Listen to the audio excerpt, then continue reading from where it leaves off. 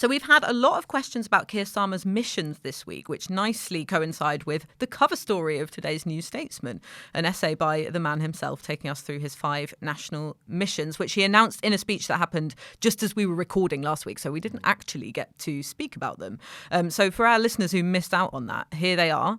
Secure the highest sustained growth in the G7. Make Britain a clean energy superpower, build an NHS fit for the future, break down the barriers to opportunity at every stage, make Britain's streets safe. Freddie, why don't you, because you wrote about this in Morning Call, you went through the main bits of his essay for us. Why don't you tell us a bit about the top lines?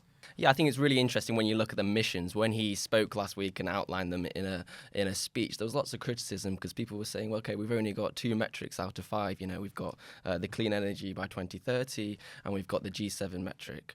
And everyone was like, well, what the other ones are so vague? What does, create opportunity mean? What does make streets safer? The key thing to understand with these missions, and as Starmer set out in the essay for the magazine this week, is that they're going to announce each metric and each specificity for the missions by the end of the summer.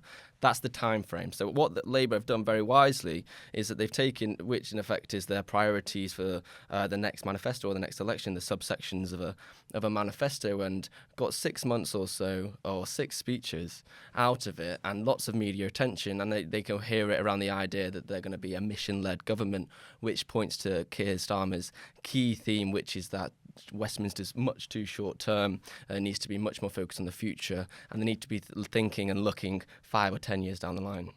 Right, OK. And so they're doing sort of speeches off the back of the speech then? Yeah, there will be. I mean, each of those will have a speech. We had the economy one on Monday, and he set out what they want to do. And the other thing to note is that when these speeches happen, you're going to get some of the policies that have already been announced over the past 2 years come under certain headlines. So we're going to see the coherence of the package emerge over the next few months. Let's go for that first one, the highest growth in the G7. They did that speech on Monday. It's slightly overshadowed by the Brexit deal that we were just talking about. But what are their main policies to achieve that aim? And, is it a bit of a risk, making a pledge like that when you might not be able to pull it off? I guess there's some who say it might leave you as a bit of a hostage to fortune. I think some people have already kind of made that point, but they've kind of linked it to some of the policies, as Freddie says, are already announced, which are some of these devolution policies generating growth in all parts of the country, their green investment pledge,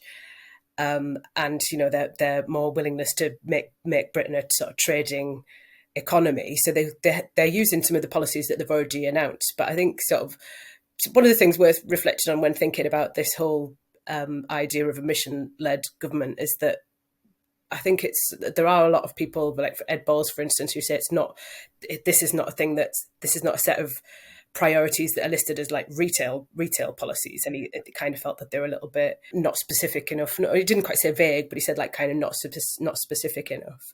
And I just wonder if they're kind of, this is maybe what some of Labour are wanting us to kind of come to the conclusion of, that they're trying to communicate how they want to be different at governing, how they don't want to make it about short-term priorities as Freddie said, and try to encourage people to view them as different in terms of not reacting to events day to day, and sort of encouraging people to view them as like stable, long-term, building a longer-term mandate. Yeah, that's so interesting, because I was speaking to, I heard from someone within Keir Starmer's team that he is sincere about this kind of doing politics differently stuff, missions rather than, just retail policies a few weeks before an election, for example, as you were just saying, Rachel. And they described him as a bit of a Boy Scout about this stuff, like, very, very earnest, wanting to change the way that we do our politics and make things work, and feeling a bit shocked about the way Westminster works. And there's a lot of mention of sticking plaster politics in that essay that he wrote for us that he's mentioned before, which is this idea of coming up with quick fixes that sound good to voters that don't actually, bear out in the long term, or aren't based on the best evidence. And the problem is here, I think, even with the phrase sticking plaster politics, we don't call them sticking plasters in day-to-day life, do we? Who uses that term? Yeah, it's a plaster. And I think that's a sort of wider symbol of the lack of I mean, you could say that I'm being glib by saying this, but there is a little bit of a lack of sloganeering here. You wouldn't remember from reading that piece that he's written for us, or perhaps watching that original speech, sort of one line that stands out to you: "Make Britain's streets safe." There was a slogan there, but it wasn't quite tough on crime, tough on the causes of crime. Protect.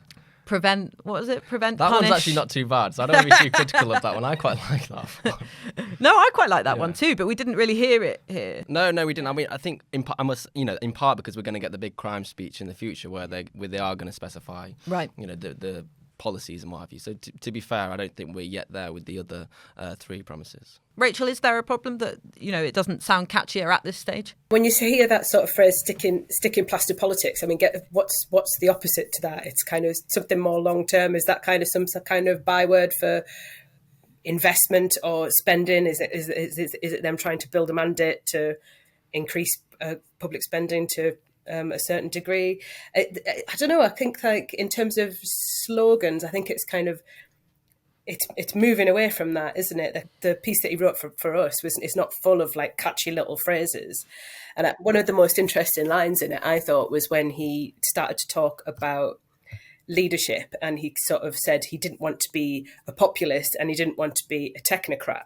And then he went on to talk about taking a different approach, went through again this kind of familiar story about how his father was a toolmaker, about his own career, his own story of social mobility. And that's something that you've seen sort of Albanese do in Australia, to, communicate their politics through their own personal story and then kind of put that front and centre of their campaign. So I think that was one of the interesting things that struck me about the essay. Yeah, I agree. And the focus on the word respect as well, I thought was interesting. Something that our editor, Jason Cowley, pulled out more in his column that sort of came alongside that piece. It's known as the R word in the leader's office because they say it that much. It's starting to become known as the R word. Right. That's funny. But yeah, he's saying that he's sort of taken inspiration from Schultz on talking about respect. That speech about his father being a toolmaker really centred around that concept, which, I did also find really interesting. So sorry to have lowered the tone of our discussion by focusing on slogans, but we do get asked about it by our readers. Yeah, no, it is important. I thought there was some other interesting lines in there. He said, people in this country, they feel invisible in their own country, and that's something that he wants to address. I saw one commentator say that sounds exceptionally UKIP-y. And I don't think it does, but it's interesting that's how it's been interpreted by some people. I went to see Michael Gove speak last week in Westminster, the Onward think tank, and he gave quite an impassioned speech. I think he was trying to set himself up as the talisman for the communitarian part of the Conservative Party, and I sort of saw it as the beginning of a battle for the soul of Toryism going forward in the next 10 years or so, because if the next election does go as badly for the Tories as the polls predict, then you are going to most probably have Sunak leave his position, and the Trussites and all the factions within that party try and fight for dominance. The reason I mention that is there were few occasions, I think maybe some of the points that Michael Gove was making about identity politics and culture warriors and all this sort of thing couldn't have been made by Keir Starmer, but everything else that he said I could have seen coming out of Keir Starmer's office, the stuff about antisocial behaviour, the stuff about devolution, the stuff about moving high-paying jobs out of the southeast, the stuff about making people have respect and a sense of a pride of place and where they come from. So is there an emerging consensus here between some parts of the Conservative Party and some parts of Keir Starmer's Labour? And I think that was a really interesting moment to get those two speeches come at a similar time. That's really interesting because you hear it from the other side as well. Some in Labour who may be a bit more sceptical of Starmer's leadership, saying that some of it sounds a bit big society sometimes, that old David Cameron's idea. Heartfelt. Yeah. Yeah. So there does seem to be a little bit of crossover, though, of course, that it would be executed very differently between those two emerging sort of groups within either I think party. because people recognise that the problems in the country are the same. You might have different solutions to those. Both Gove and Starmer spoke about childcare, and they might do it for different reasons. Gove might be speaking about childcare for the ideology of family and tradition and the nuclear family, whereas Labour might be talking about childcare in terms of personal freedom and these sorts of things. But there's the agenda there, the problems that we have identified and recognised within the country are shared by others. Then you've got people like the Trussites who say, okay, well, actually the problem with this country is that we've got high taxes. That's something else. That's another agenda. It's a different consensus. So the question, therefore, I think, is how is this battle within the Conservative Party going to play out? Who's going to win? And then that's going to shape the politics. If we do get a future Labour government, that's going to shape the politics at that time. If you enjoyed this, please subscribe to our YouTube channel where you can watch more videos that are on the screen now.